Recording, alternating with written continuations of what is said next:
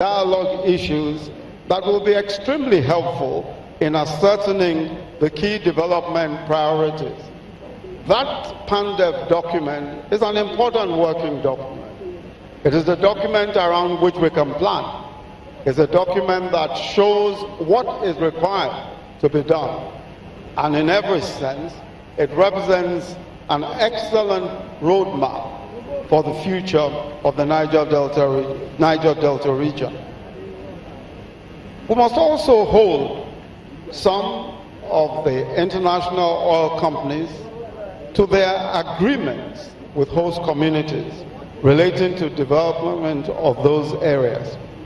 We must ensure participation of the host communities in commercial opportunities arising from oil exploitation activities. Pipeline supervision and other such contracts should favor host communities. We must promote indigenous participation in all companies. Some indigenous companies have pioneered the excellent idea of giving part ownership to their host communities. The critical issue is infrastructure: roads, rail, hospitals, schools. In the 2017 budget, we have provided for the commencement of the Lagos-Calabar Railway, the coastal railway, which will go through the Delta. We're doing this on a counterpart funding basis with the Chinese. When I leave here, we'll be visiting Kurute, the site of the Maritime University. The President has directed the Ministry of Petroleum to work quickly to see to the realization of all of the objectives of implementing this crucial educational institution.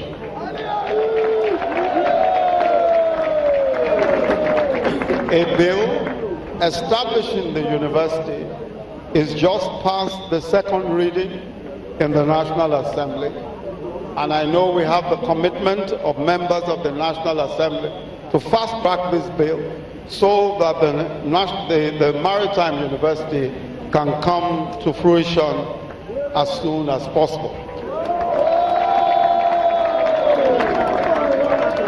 The President has also directed the Honorable Minister of Petroleum to proceed with the full implementation of the Ogedegbege Gas City project.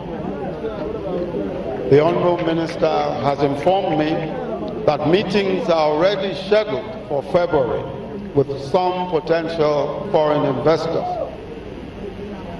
All of these projects, every one of them listed in PANDEV's 16 dialogue issues, are projects that will benefit not just the Baramatu Kingdom, but the entire Niger Delta. But they involve finance. There must be resources. There must be revenues. If the revenues do not come, we are deceiving ourselves and we are telling ourselves stories. Revenues can only come when we are sure that there is peace. Peace is the way of progress. And I agree with you that peace must come with justice. But even justice itself requires peace to be effective. And so I look forward to all that has been said, and I've heard the Joy Youth Council, His Royal Majesty also assured me that there is a commitment to peace, a commitment to ensuring that we're able to make progress and able to earn the revenues that will bring to fruition everything that we have promised and those things that are contained in the PANDEV document. The second thing that must happen in order to ensure that we prepare adequately for the future is the cleanup and environmental remediation of the entire Delta. The Ogoni cleanup has already been flagged off and an implementation committee is in place.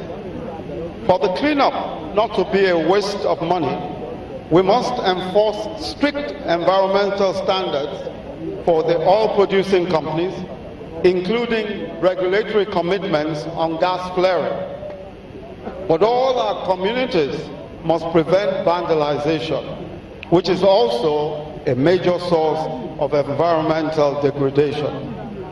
The third thing that must happen as we prepare for the future is that the future is full of challenges for the oil industry, and we must recognize it. In another 20 to 30 years, our oil will not be as precious as it is today, and that is reality. America has stopped buying oil from us. All the countries of Asia that buy oil now are developing alternative sources of power. China and Japan are developing electric cars at a fast pace. In fact, Japan now has more charging stations than petrol stations. Everywhere, solar power, other alternative sources are getting cheaper. We must be smart. We must act intelligently, and we must act in time. We have a window of opportunity to use the oil to develop our people. This kingdom, a place like this, should not look just like this. It should be better. It should look like anywhere in Dubai, anywhere in the very developed countries of the world. It shouldn't look like this. I'm not satisfied with this. But it cannot change unless we recognize that we have a window of opportunity. Maybe 30 years, maybe 20, 30 years. If we don't take that window, if we spend that window quarreling with ourselves, we'll be the worse for it. And I pray that we will not. I pray that we will work together to make sure that we're able to deliver the future to all of our peoples. Let me finally speak to my brothers in the Jaw Youth Council. I have heard you, and I will take your message back to Mr. President.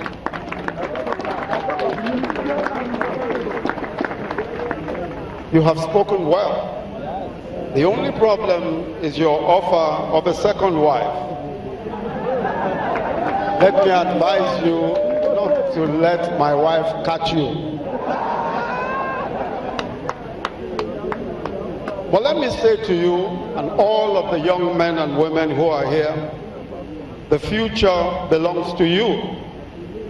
You are not the leaders of tomorrow. You are the leaders of today, because the future is already here. The future has come. But that leadership role comes with tremendous responsibility. The first responsibility is ensuring peace. We cannot thrive without peace. The world is moving quickly. We must not waste time. Our President Muhammadu Buhari, in several times that he has discussed with me, has always said one thing, that I have spent my life committed to this country. I've done nothing else. I'm not a businessman. I've spent my life in public service, all my life in public service. Every part of this nation is important to me. And I intend to ensure that as long as God gives me life, I will prove it that every part of this nation is important to me. This part of the nation is important to Mr. President. Every word that he says, I believe him, because he's a man of his words. And I want to assure you that he is completely committed to ensuring that there is justice in the Baramatu Kingdom, justice in the Niger Delta, peace and progress in the Niger Delta region. Thank you very much. Please, let's put our hands together for His Excellency for that beautiful speech. Thank you very much for that wonderful speech by His Excellency Professor Yemi Osinbajo, the Vice President of the Federal Republic of Nigeria. Thank you very much for that speech that is well loaded.